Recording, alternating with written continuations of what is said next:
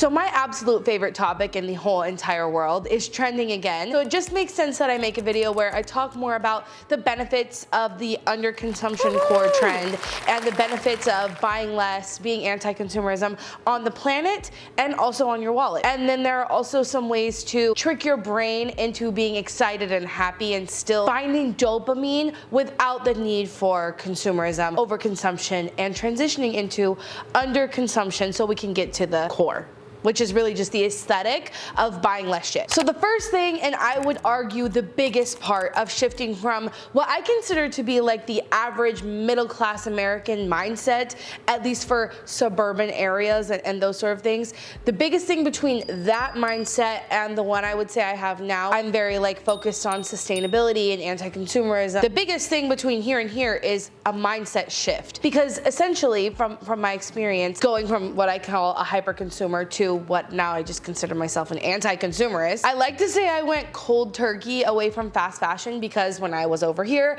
I never repeated an outfit to the point that I won best dressed in my graduating class. Over to here where literally the day after I watched the story of stuff, I never bought fast fashion again. So while I was able to do that because of my deep-seated passion for sustainability, I understand that's not everyone's experience. Everyone has not dedicated their life to this, but we do need everyone to participate in this shift from here over to here. So the reason that a lot of people shop and a lot of people overconsume is because it's normalized in our culture. A lot of times it's part of socialization. It's where people find community, where people feel like they are a part of a core or a part of a group. It is a mindset shift, and it is the most essential part of underconsumption. And I make a lot of videos on this channel to help you with that mindset shift. I think that if you watch videos that I've made, like my anti-hauls or things I've talked myself out of buying or things I'm not buying, those sort of videos, throughout them I explain the mindset around not buying something, why I wouldn't buy something, how I talk myself out of it, and all those sort of things. So if you haven't seen those videos from me that help you come into the underconsumption core, you should probably hit the subscribe button because that's what we do over here. That's the main goal of this channel, is to get you to buy less stuff in the name of helping the planet. Well, my stated goal, my abject goal now, is to get you to give up consumerism for community. And we'll get to that. Now, after you understand that this is going to take a conscious mindset shift, that's why they call it conscious consumerism, there has to be some active thinking going on throughout this process. After you do that, then I think it's really important to get into the habit of using what you have. At its core, pun intended, underconsumption core is about using what you have. It's about not buying things. And what makes it really hard, as this like concept has popped off and trended over social media, is that underconsuming is really more about what you didn't buy than what you did, and showing that in a tangible visual sense is harder than to actually get into the nuances of underconsuming or just buying shit less, buying things secondhand, using what you have, and sourcing things from your friends, family, neighbors, and those sort of things. So on my journey to anti-consumerism, going from what I call a hyper-consumer to an anti-consumer, I have found new hobbies, new interests, a lot of different things that, like shopping and scrolling, are not my hobbies now. Being out on the water, being outside hiking, all those sort of things. I'm getting into crocheting right now, which is fun. But food and experimenting in the kitchen and also like out at restaurants is one of my favorite things that I have adopted since giving up shopping as a hobby. And also on this journey, I'm not just saving the planet, I'm also saving money. So one of the themes I was planning for this video is also saving money, how to save money. And the sponsor of today's video is definitely one of the ways that I have fun in the kitchen, but also one of the ways I save money. I save a lot of money through Thrive Market. So in the spirit of having sponsors that contribute to the things that we need, you know, to survive, to eat, and not paying me to tell you to go buy things that you don't need, let's just talk about why Thrive Market is amazing. So Thrive Market is a market that sells organic groceries, snacks, supplements, eco-friendly cleaning products, non-toxic beauty items, personal care items, frozen vegetables, and more. So many things. And they're working towards becoming the world's first climate positive grocery store. And because Thrive Market also has zero waste warehouses, is B Corp certified, and has carbon neutral shipping, I mean, I think they're doing all the right things. Just to name a few things from my recent order. Okay, my Thrive Market box is right here. We love when this box shows up. If you haven't seen this on Instagram, you don't have the same algorithm as me, and that's fine. But this was so exciting to me. This is algae cooking oil. It sounds weird, I know, but hear me out. What made it really interesting to me is that it has a really high smoke point, because if you've been hearing anything about this, a lot of oils have low smoke points, and I don't want to contaminate my indoor air quality with my asthmatic cat, okay? I've been looking for oils that have higher smoke temperatures, so that was really exciting to me. But then this was less land and water use. Compared to most crops, algae oil uses a fraction of water and land. And I think it's important to consider those environmental factors rather than just packaging. You know I'm really passionate about talking about the entire life cycle impact of a product. So I didn't know this was on Thrive Market. This is new to Thrive Market, but I was very excited to put this in my box so that I can try this. And it's in aluminum. We love to see it. And then I also just always grab essentials that I need for things that I have coming up. This week I plan to make a sun-dried tomato pasta, so sun-dried tomatoes. This was just an exciting find because I feel like I can do so much with this. Vegan charo beans. I've never seen that before. Correct me if I'm wrong. I've never seen this before, and I was really excited to find these. So because we love Thrive Market so much, they're offering you a special deal. If you go to the link in my bio or thrivemarket.com/ShelbyOrm, you can get 30% off of your first order and a free gift worth up to $60. Okay, two specific, like tangible, actual tools and rules that you can use to become less consumer focused is the default is no, and also a waiting period. But the answer is no means that you have to talk yourself into buying something as opposed to talking yourself out of buying something. Because I found, and I'm still working on this, okay, it's easier said than done. That mindset shift will stop you from buying a lot of things. Let me tell you, I have stopped myself from buying a lot of things by asking myself so many questions after the default being no, right? Where will I put this? Will I use it? What's the cost per use of this thing? Can I find it secondhand? Can I get it from a neighbor? Like, there's a huge list of questions that I go through every time I think about buying something, which I think I have a video on that specifically, but maybe I'll make it again if you want to see it. But after you change your answer to anything you consider buying to be no, then you can also implement a waiting period. And honestly, even a 24-hour waiting period can change everything. So when I see something on an Instagram ad or a TikTok shop, or especially on Pinterest, I just save them. And you know how often I buy them?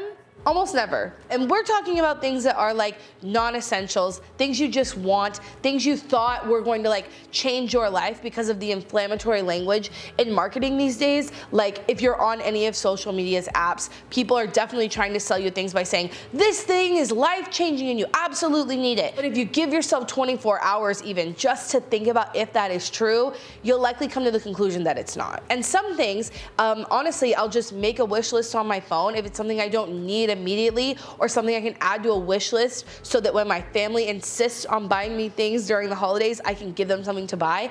If it's something you don't need tomorrow, then just chuck it on a wish list and forget about it. And if you revisit that wish list one day and realize, oh no, I still really want this, then by all means, put it on your Christmas list or whatever it is. A good example of this for me was our inflatable kayak. I really wanted an inflatable kayak when we owned a Sprinter van that we were transitioning into, like, to do the van life. We wanted to do van life at one point. I don't think I'm cut out for that anymore at this point in my life, but at some point I wanted to do that. And I thought an inflatable kayak was the best solution for us having a kayak when we were on the road, but the van wasn't finished and we didn't have like a date that we were trying to leave and be done. And I also just thought that in general, if we live in a place like Austin where we live and there's a lot of water sports that can happen, an inflatable kayak is like really a useful thing, but it's not something I need tomorrow or even next week. It's out of my wish list for years before someone bought it for me, but now we break it out every summer and we use it all the time.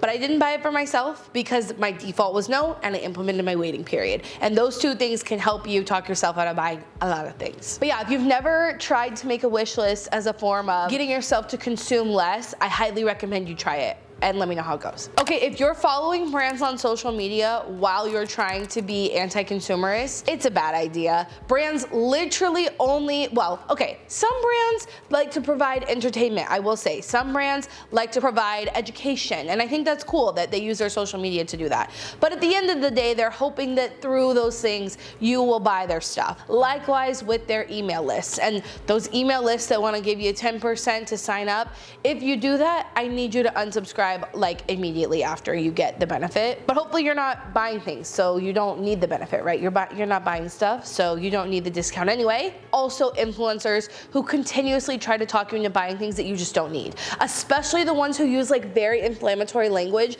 I'm really starting to realize this.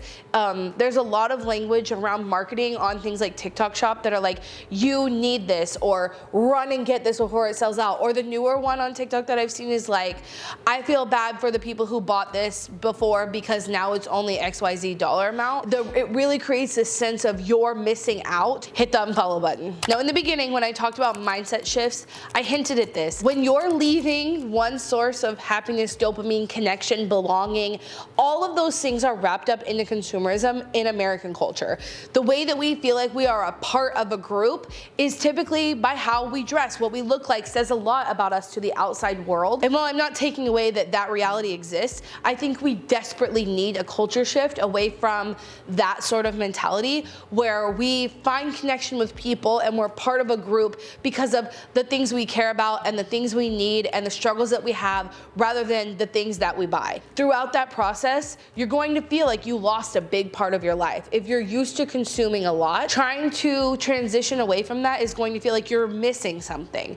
And the answer to that, I truly, wholeheartedly believe, is community. And it's easier said than done. I'm not here to act like finding community is so easy. It wasn't for me. It's very hard for me as an introvert, as someone who has social anxiety, as someone who thinks everyone hates her. Yeah. And once you find fulfillment and belonging and meaning and joy and entertainment and happiness and all those things that you were looking for in consumerism, once you find it through community, the difference in the level, the quality of happiness and belonging will never make you feel like you need to go back. And I wholeheartedly believe that the individualism that exists in our culture is what drove us to consumerism being the thing that makes us feel like we belong. And I don't think it was done on accident. And I do think that if we shift over to a more community-minded culture, that we wouldn't see as much consumerism that is literally draining our earth of its resources and we cannot sustain for much longer. Okay, one of the things that I did on my anti-consumerism journey, because it was particularly, I went through that point of my life when I was really broke. This happened all when I was in college.